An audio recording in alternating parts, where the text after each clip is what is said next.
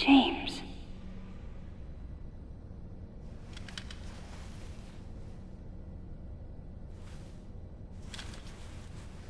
What?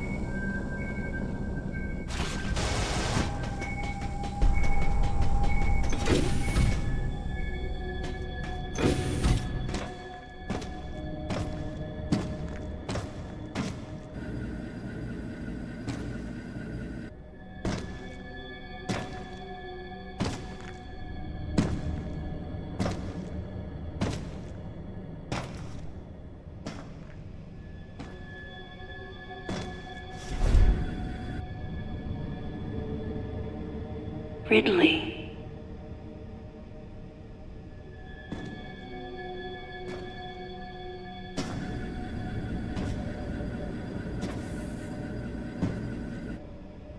What could have happened?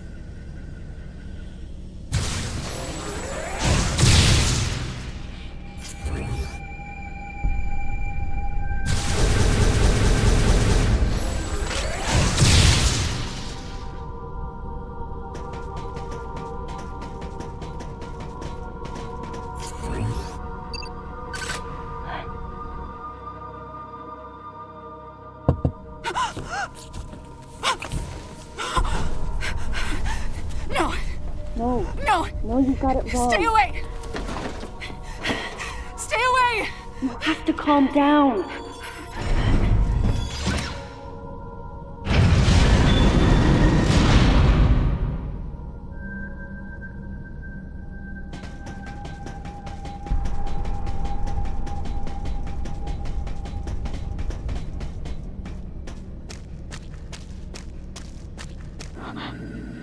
Wait.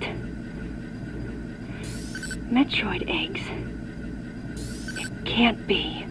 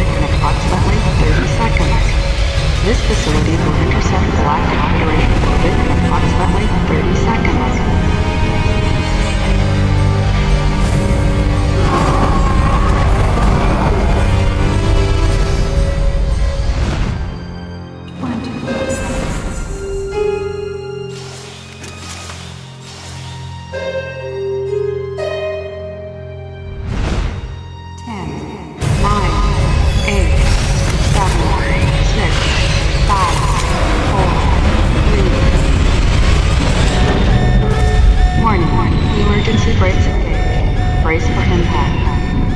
Warning. Emergency brakes engaged. Brace for impact.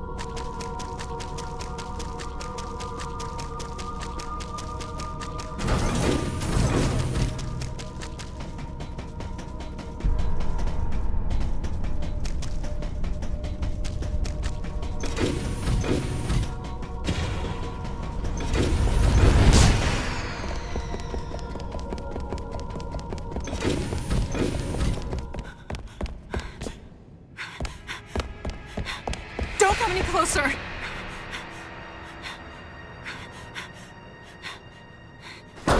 Don't come any closer! Stay away from me!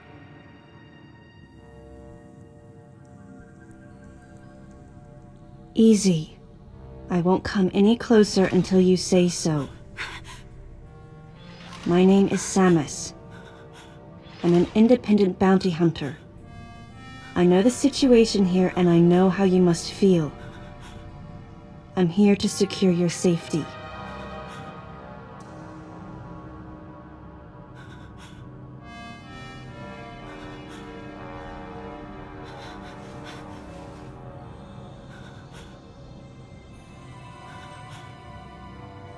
May I come closer?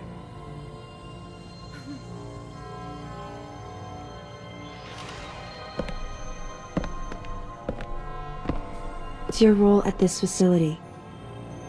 I'm responsible for all operations. My name is Madeline Bergman. Wait a minute. I met another woman who called herself Madeline Bergman. What's going on here?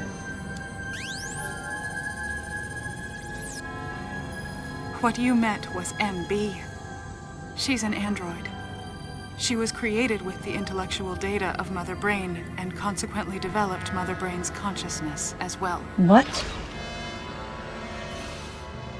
The Federation's foolish plan. Mother Brain's rampage. Everything that happened here was just as Madeline, or rather MB, had told me. The person who sabotaged the system to stop MB's rampage and sent out the distress call had to be the person standing before me. It had to be Madeline Bergman. MB was the artificial intelligence originally developed to regenerate and control Space Pirate Special Forces. Because we wanted it to control these special forces through telepathy, we were forced to model its infrastructure after Mother Brain. At that time, MB didn't have a human form. Before long, we started to see the viability of creating Metroid clones. Once we did, MB started to take on her current shape. But why? Because we needed the first Metroid hatchling to recognize MB as its mother, she had to take on the form of a living thing. With that as our theoretical basis, we were able to create the ideal relationship with the Metroid, one that wasn't based on dominance or control. I remember the baby hatching before my eyes. When it attacked Mother Brain in order to save me, that was the result of the kind of ideal relationship they were trying to develop with MB. They found the perfect means of control and started propagating Metroids in Sector 0. At the same time, they were conducting genetic manipulation experiments to create unfreezable Metroids. Apparently, the queen I met earlier was the first of these propagated Metroids to mature. They wanted to preserve her as a control specimen, so they had left her genes unaltered. The fact that she'd grow into a queen was something not even Madeline and her team could have predicted. Only special infants had the genetic coding to become queens. Once our MB was in a human form, she excelled. As an interface between us and them, her skills with personal interaction humanized her to a great extent. If my theory is correct, this is going to be a groundbreaking multi-system for artificial intelligence. Her confidence was unwavering, and her ability to learn was greater than we'd expected, but then she developed emotions, then a nascent sense of herself. She began asserting her own thoughts, and her opinions began to contradict ours. It's quite typical for artificial intelligence to evolve as a result of self-analysis. However, there's no precedent for an AI like MB developing emotions. It's possible that her interactions with the Metroids brought it about, but we don't know for sure. The newly hatched infant took to her like his mother. And perhaps at that moment, MB began to develop a soul. It was all conjecture, but the idea wouldn't leave my mind. And that was when we decided to alter her AI program. A human-like existence, but one without feelings. To make MB less than human, the researchers had to deny her that consciousness. I knew this, but in my heart, I felt sympathy for MB.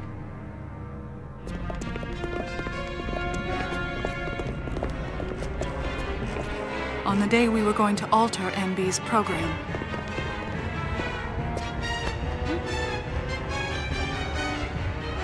right before my eyes, I watched her being restrained. Stop! What are you doing to her? These orders are from above. Take her away. Wait! Madeline! She reached out to me and asked Calm me down. for help, No! but there was nothing I could do. What's happening? My presence that day caused a disturbing reaction in her.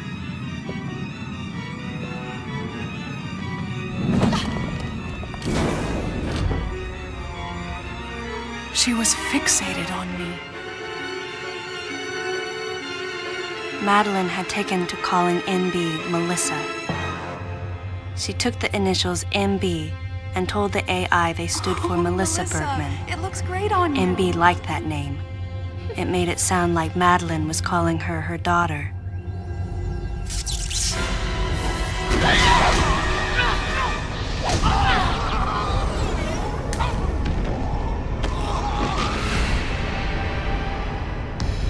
Once she felt abandoned and hunted by that same Madeline, MB telepathically commanded the special forces to revolt.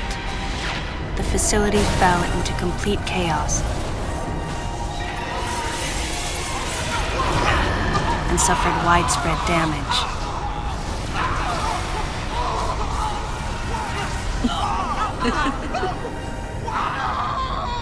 MB was trying to get revenge on the Federation Army. And on us. It's possible all humans have become the target of her hatred. With the space pirates under her control, she was able to propagate the Metroids in Sector 0, even creating a Queen Metroid. She was well armed and planning her attack on the Galactic Federation. But Adam and I crushed her plan completely. And now, who could guess where she was and what she planned next? She's backed into a corner. And her hatred is entirely focused on you and me right now. MB!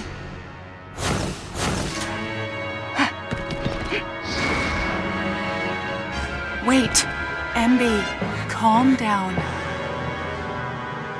Please listen. Madeline, step back! We were wrong. It's all over. Madeline! I was not wrong. The humans were foolish, and I was forced to bring judgment on them. And yet, because of you, I failed. You must understand the weight of your crime. You must pay the price for what you've done. Please, MB. We have to get past this. No. You will all be judged. It's okay now. I won't ever fail you again. I promise. I'm so sorry. Melissa. Oh, Melissa, it looks great on you. That's your name.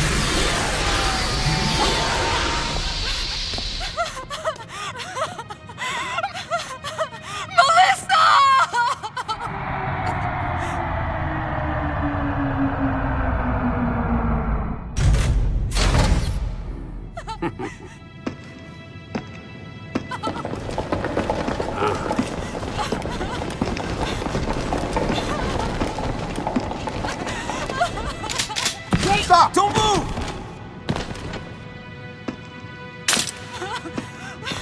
Melissa! Hey, are you okay? Hey, hang down over there, too! I'm getting you out of here.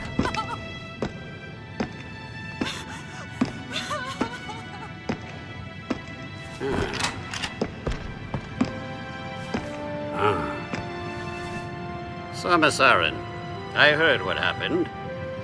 You performed admirably. You can leave the rest to us.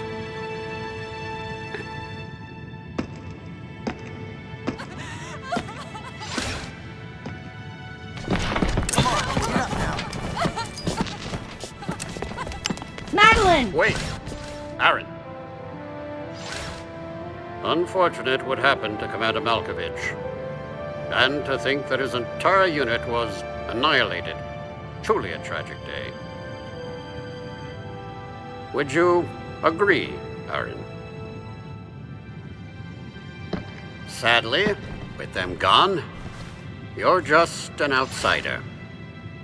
And given your unofficial status, I cannot allow you contact with the witness. With your predilection for transporting illegal cargo like infant Metroids, I must ask that you restrict your...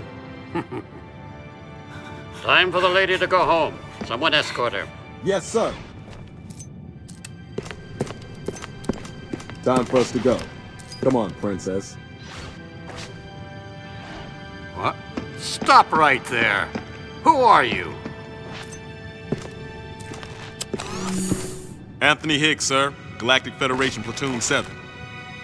I need to secure the safety of any survivors, Commander Malkovich's orders, and the purpose of this mission. What? Authorized by the chairman of the Galactic Federation. Of course. What do you mean, the chairman? Man, you guys made it here quick. I mean, if I hadn't stopped the engines, we might have missed each other.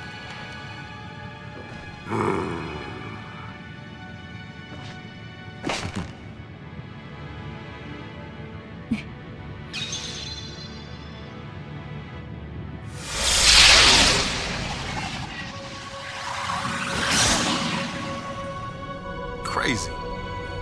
Crazy how something good can come out of something bad.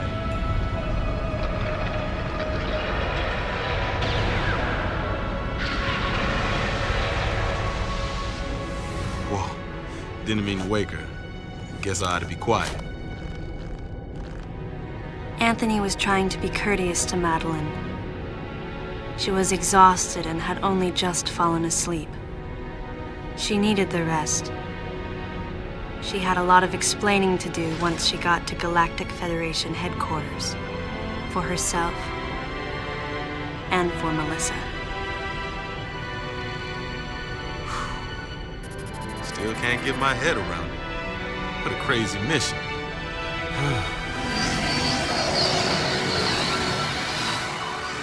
Anthony sighed as he muttered to himself.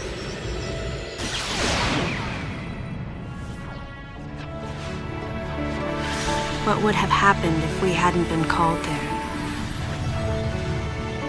Might the furious MB have attacked the Galactic Federation and brought about its utter destruction? Melissa wasn't insane, no. One day, a consciousness simply bloomed within her. And those that caused it to bloom, the humans, called it insanity. I was the insane one. That was what Madeline muttered softly as she sank into sleep. The selfish conceits of humans drove MB to violence. It was their distorted perceptions and greed that awoke such fury in the fledgling girl's heart. Her thought was to punish the foolish and conceited. But MB could not complete her mission. As Melissa, she was defeated.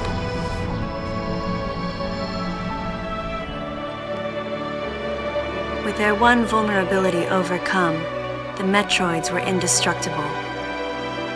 If some fool just following orders had taken the savage creatures to those who sought them, I can't imagine what would have happened if Adam hadn't recognized the looming danger. But the cost was far too great. Why did Adam have to pay with his life? For me, I couldn't believe he was dead. For the first time, I questioned his choice.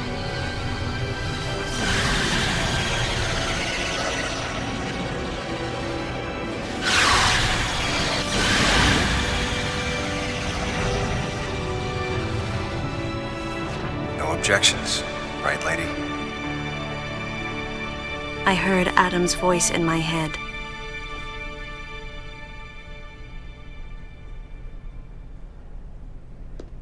And I knew in my heart that he had made the right decision, just as he had so many years ago. In that moment, I swore not to grieve his death. And for the first time, I gave him a thumbs up, just in case he was watching over me.